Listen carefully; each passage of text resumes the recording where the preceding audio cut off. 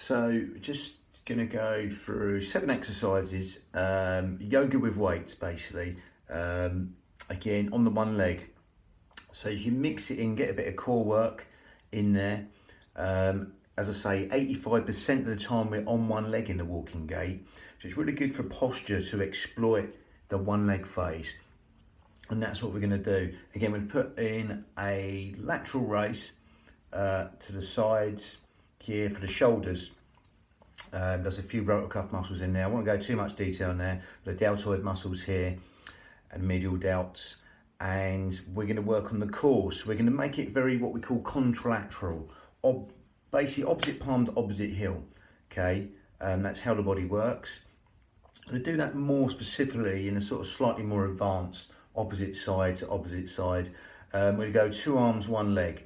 Okay, so we marry up the hands with the legs on the one leg. Okay, so again, it's quite a sort of functional exercise. It's sort of, the best way to think of it is we're over mimicking our walking gait with motion. Okay, we're not staying static. Again, this is, you could say this is a sort of in motion version of the tree posture or Vrksasana in yoga. Again, the one leg. So again, when you're lengthening out between big toe, little toe, okay, that's what will happen when you're on the one leg. Okay, and you want to be gathering, thinking shoulders over, hips head over shoulders, and lengthen up for the crown, keeping the shoulders down. Okay, again, we're going to go through a couple of these, and in other videos, I'm going to bring the progressions on with it. Okay, again, it's going to go for a 1 kilo weight, very lightweight, because we're going to exploit the speed and tempo. Slow is harder, fast is easier. And again, even with a light weight, you can make it hard eventually. You could super slow it, and you're eventually, by just prolonging the time you're doing it, make it hard. Even if you're holding no weight up there, you hold your hand up there, you know, say a while, very slowly bring it down. That tempo would actually become hard. But again, we're going to go over 1 kilo weight, just for sort of safety in that. Again, I'm keeping the shoes on like you would normally do yoga. You'd normally have the shoes off, etc. But again, I'm keeping my shoes on. Well, basically because I've got loads of kickboxing injuries and stuff like that. But again, that's another story. So anyway, I'm going to just get the weights. And again, just pick these weights here. 2 kilos actually, these are. Again, main thing, if you find them easy, just slow it down, make it harder. That's the most important thing. So I'm going to go back and demonstrate. You're going to zip up pelvic floor, scoop out your abdominals, take the navel towards the spine. Okay, you're going to breathe in through the nose. So you might as well start doing that now. Breathe in through the nose and exhale through pursed lips. As you exhale through pursed lips, just going to give it a brief one on the breathing. You've got your pelvic floor here. Okay, and you've got the corset muscle linking on 3 layers deep, like cling film to this muscle. So as soon as you cough or sneeze, you can feel everything coming in. Pelvic floor corset's engaged. So as we breathe in, we gather in, zip up and hollow, but as you exhale, that's like that cough or sneeze. Gets everything coming in that way towards the spine. So it's Pilates breathing.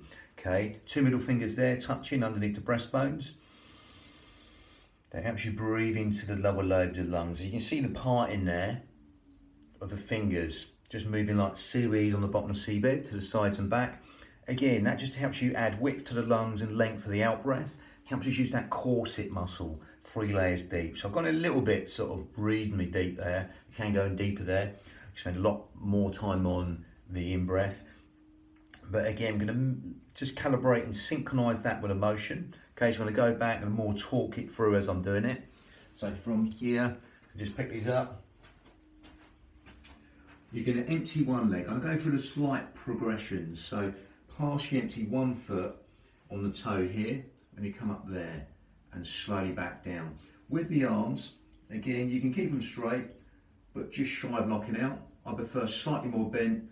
Imagine you're leading with your little finger. So start with the arms. Imagine you're leading with this little finger. Keep your shoulders down. I would come up to shoulders.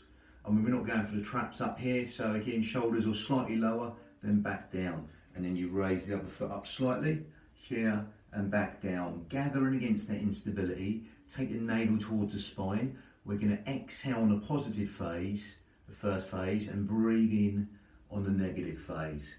Okay, again, we're going to exhale here, breathing back down. As you zip up pelvic floor and scoop out your abdominals, take the navel towards the spine.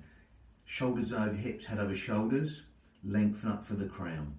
Okay, again, exploit the speed and tempo. Slow is harder, fast is easier, especially on this negative phase coming down. Again, optional, you can bring it all the way down here or bring it down to about here, just before we hang with the arms. Because again, tension's off there, so you can bring it to here. So exploiting the range, speed and tempo to make these as easy or as hard as you like. If you're going to bring it here, make it slightly harder. We go up a little layer and back down. Partially empty one foot and then go to the others. So we've got that exchange from side to side. Now, gather in, zip up and hollow, lengthen up from the crown. If you want to go on a progression, depending on injuries, there's many different stages of injuries you might be at or whatever. But again, you're going to lengthen out between big toe, little toe. Imagine you're rooting this leg in towards the floor and you're going to empty one leg, might only be 1 millimetre or 1 inch off the floor. See what suits you. And then you transfer, you root the other leg in, empty one leg, fill up the next, empty and go again. Again, if you want to go higher, it'll be harder. Simple as that. If you want to go lower, it'll be easier. So see what suits you. If you want to go higher, you can bring the leg up here, gather in against the instability, navel towards the spine, slowly down, either here or here. Okay, slightly harder here, easier there. On the shoulders, the deltoids, going to come this way a little bit. Again, you're coming up, gather in, navel towards the spine, empty one leg, fill up the next. Feel that soft cushion of the earth as that foot just melts back in towards the ground, and slowly down on that negative phase. Okay, keep the resting leg slightly soft, just shy of locking out, don't jam out on any joints. Okay, so again, you don't be locking out, just slightly soft on that resting leg. Imagine them roots growing up and nourishing the body. Exhale, one motion, breathing back down.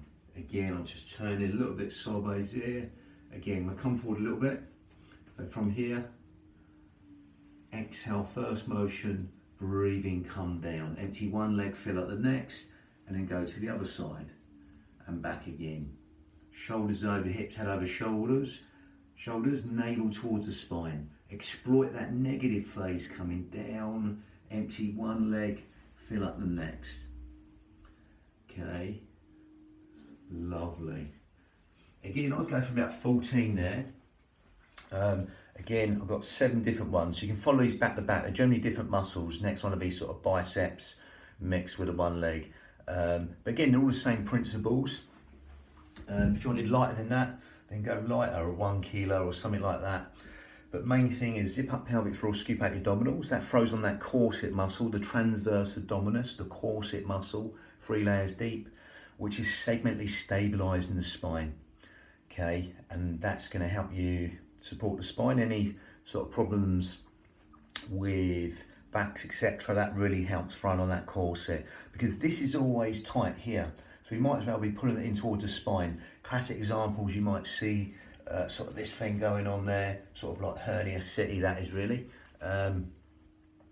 Again, and all that's going to do really is go somewhere else. It's going to lock out on the joints, lock out on the legs. The body's a unit, so we want to use it like a unit, okay? Again, we don't want compensatory effects going elsewhere, etc. And yeah, just keep that good posture. Shoulders down. I mean, these have a mind of their own. So just before you start, just let the shoulders down. Let yourself know where they are, okay? And even think of that trickle of water just running down the back and dispersing, and just basically go slow and take the navel towards the spine. Obviously, you can use heavier weights, etc. But again, I would just literally get the most out of a lighter weight before you move up. Because you're getting the most out of that lighter weight before you move up, at least you're moving up with good form. We're bringing all the sort of yoga principles in, good posture. Even think of length and out, big toe, little toe. I'd probably use shoes, you don't want to be dropping weights for safety. But again, just gather in and just simply calibrate and synchronise the breath and the motion. Exhale first motion, breathe in next. Okay, Even if you do the breathing the wrong way around, it's not the end of the world. You know, yoga will do it one way, Pilates will do it another. So that just tells you, you know, you're fine either way. It's not going to kill you or anything. As long as you are breathing, that's the most important thing. And again, that was just working on the shoulders here, or the deltoids, and a little bit of the rope cuffs in there, the infraspinatus muscle, working. Nothing to do with your lats, just lateral motion to the sides. And yeah, just explore the speed and tempo. Slow is harder, fast is easier. Lovely. That was the number one of this yoga with weights. And we go number two in a minute. Lovely. Bang.